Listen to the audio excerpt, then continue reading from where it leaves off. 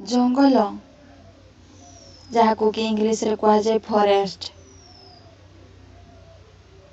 ଜୀବଜଗତରେ ପ୍ରକୃତରେ ଏହାର ମହତ୍ତ୍ୱ କ'ଣ ରହିଛି?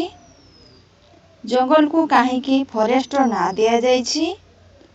ତାର ଲେଟର ଗୁଡ଼ିକର ଅର୍ଥ କ'ଣ ତାହା ଏହି ଭିଡ଼ିଓଟିରୁ ଆପଣ ଜାଣିପାରିବେ। ତ ଫରେଷ୍ଟ ୱାର୍ଡର ପ୍ରଥମ ଲେଟର ଏଫ୍। ଏଫ୍ରେ ହେଉଛି ଫୁଡ୍, ଅର୍ଥ ଖାଦ୍ୟ। ଜନ୍ମରୁ ମୃତ୍ୟୁ ପର୍ଯ୍ୟନ୍ତ ଗଛରୁ ହିଁ ମିଳିଥାଏ। ସେକେଣ୍ଡ ଲେଟର ହେଉଛି ଓ, ଅକ୍ସିଜେନ୍ ବା ଅମ୍ଳଜାନ। ଅମ୍ଳଜାନ ନଥିଲେ ଜୀବନ ଅସମ୍ଭବ, ଯାହା ଏହି ଗଛ ହିଁ ଦିଏ ଓ କ୍ଷତିକାରକ ଅଙ୍ଗାରକାମ୍ଳକୁ ଶୋଷି ନିଏ।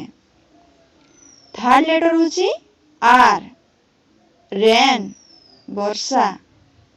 ବର୍ଷାର ଭାରସାମ୍ୟ ଜଙ୍ଗଲ ହିଁ ରକ୍ଷା କରିଥାଏ।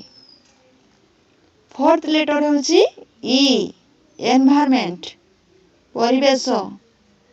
ପରିବେଶ ସୁରକ୍ଷା କେବଳ ଜଙ୍ଗଲ ଦ୍ୱାରା ହିଁ ସମ୍ଭବ।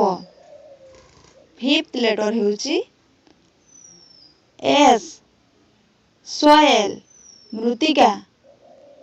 ମୃତ୍ତିକା ବା ମାଟି ସଂରକ୍ଷଣ ଗଛର ଚେର ଦ୍ୱାରା ହିଁ ସମ୍ଭବ। ସିକ୍ସ ଲେଟର ହେଉଛି ବା ଲାଷ୍ଟ ଲେଟର ହେଉଛି ଟି, ଟେମ୍ପରେଚର ବା ଉତ୍ତାପ। ସୂର୍ଯ୍ୟଙ୍କର ରୌଦ୍ର ତାପ ଗଛର ସବୁଜ ପତ୍ର ଦ୍ୱାରା ହିଁ ନିୟନ୍ତ୍ରିତ ହୋଇଥାଏ। ଜଙ୍ଗଲ ଦ୍ୱାରା ହିଁ ଜୀବଜଗତ ସମ୍ଭବ। ଜଙ୍ଗଲ ବଞ୍ଚାନ୍ତୁ, ନିଜକୁ ବଞ୍ଚାନ୍ତୁ।